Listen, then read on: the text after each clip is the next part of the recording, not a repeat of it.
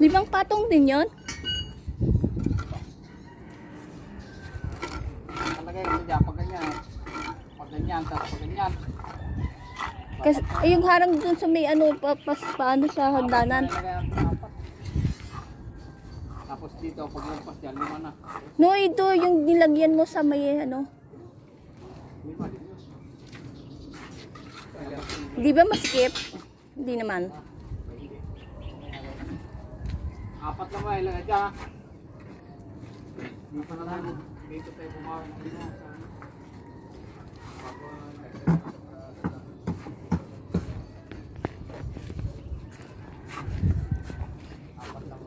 No, ito 5 to eh.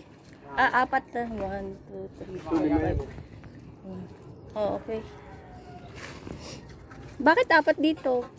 Kasi nakalagay kasi doon, pag ganyan, tapos pag ganyan yung sintada. Sige. O di, bago na dagdagan kung kailangan. Mag Ibaba mo natin. Tipag. Tipag eh.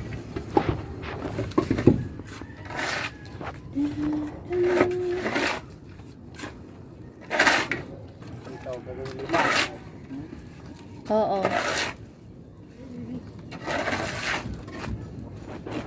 Kung kailangan ililipa, di pagkagdagan.